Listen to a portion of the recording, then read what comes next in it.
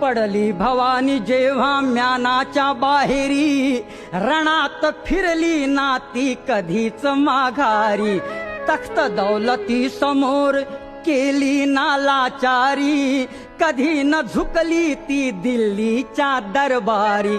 तमाम बादशाहीचा ताज तिने ठोकरला, मराठ मोळ्याचा वेश तिने पांघरला.